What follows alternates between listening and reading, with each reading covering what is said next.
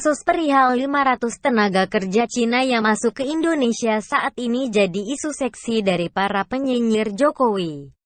Walaupun belum jelas kebenaran isu tersebut, tapi untuk kaum kadrun sumbu pendek adalah sebuah pembenaran dari gosip mereka selama ini. Pemerintah Antek Cina, PKI, anti-Islam serta isu rasis mereka lainnya. Jokowi bagi mereka merupakan simbol penguasa zalim yang harus dilawan oleh para kadrun sumbu pendek.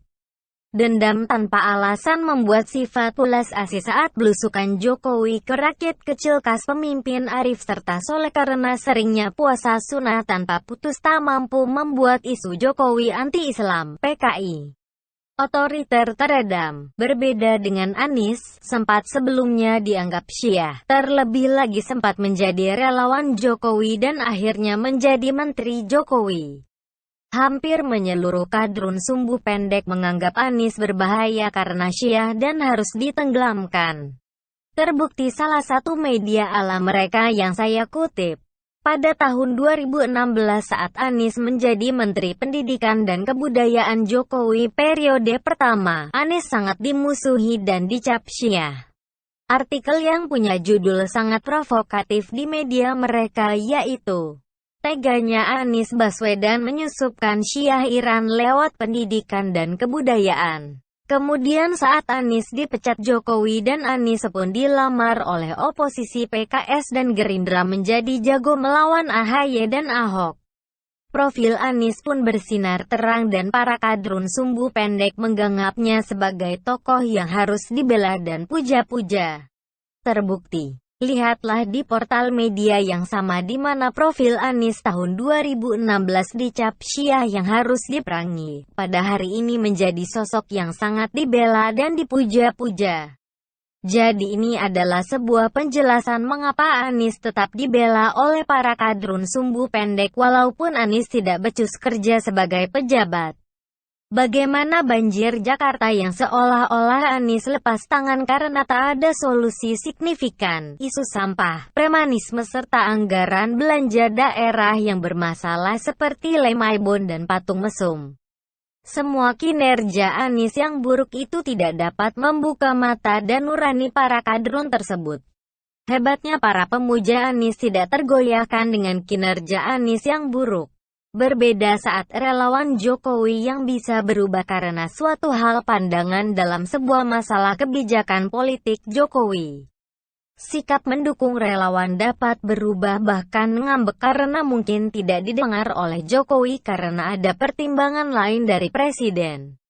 Hal ini berbeda dengan para kadrun tersebut tetap setia membela Anies atas kebijakan apapun dan tetap menyalahkan Jokowi atas kebijakan sebisa mungkin. Pertanyaannya mengapa profil Anies bisa berubah begitu cepat dari dimusuhi menjadi dipuja dalam beberapa bulan saja? Menurut saya adalah karena PKS. Ya, PKS merupakan sebuah partai dengan sistem kaderisasi yang sangat kuat saat ini. Mungkin jika disetarakan bagaimana PKS mengkaderisasi seperti PKI era Soekarno karena kaderisasi yang sangat kuat. Setiap kadernya bisa menggerakkan hampir setiap elemen masyarakat saat itu. Menurut sejarah PKI bisa menempatkan partainya di setiap lini masyarakat sehingga saat kampanye berhasil mendampingi PNI, Masumi dan NU sebagai partai terkuat di Indonesia. Berbeda dengan partai pengusung Jokowi.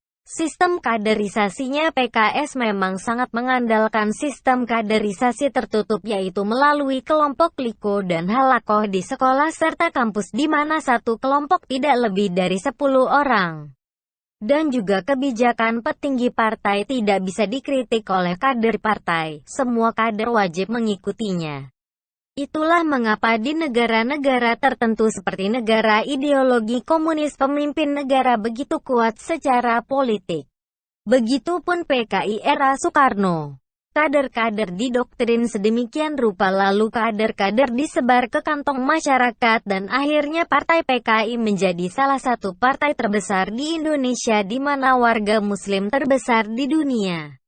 Hebatnya PKI bisa menjadi partai besar tanpa tokoh hebat seperti PNI dengan Soekarno, bersaing dengan Masumi dan NU yang partai Islam dengan basis massa jelas.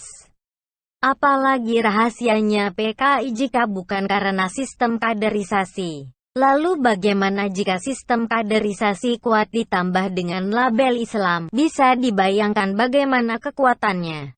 Itulah kekuatan PKS. Saya yang sempat merasakan bagaimana kaderisasi PKS beberapa tahun lewat halaka atau likoan di sekolah dan kampus mengetahui benar bagaimana kekuatan kaderisasi PKS. Maka hal mudah membuat sebuah profil seseorang dalam sekejap, seperti profil Anies dari Syah menjadi orang yang pantas dipuja-puji oleh para kadrun. Hal itu tidak lepas aksi mobilisasi dari kader-kader PKS ke jaringan yang dibentuk kader di masyarakat. Sistem kaderisasi yang dibentuk dalam kelompok-kelompok kecil bernama halaka atau likoan di sekolah dan kampus itu menjadi sebuah forum tabayun, di mana di dalamnya menjadi penyebaran doktrin serta pelurusan fikrah atau paradigma untuk kader-kader yang mempertanyakan kebijakan pemimpin partai atau pemimpin-pemimpin yang bekerja sama dengan partai.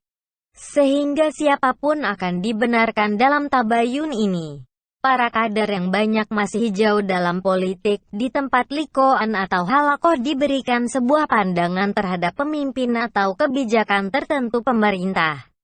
Serta ditambah label-label akan hegemoni kejayaan Islam tentu akan menciptakan sudut pandang bahwa yang dilakukan adalah sebuah jalan kebaikan atau jalan dakwah.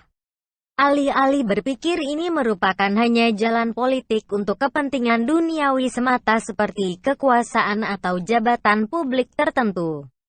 Bisa dibayangkan kekuatan kaderisasi ini jika dipegang oleh seseorang otoriter seperti Kim Jong-un.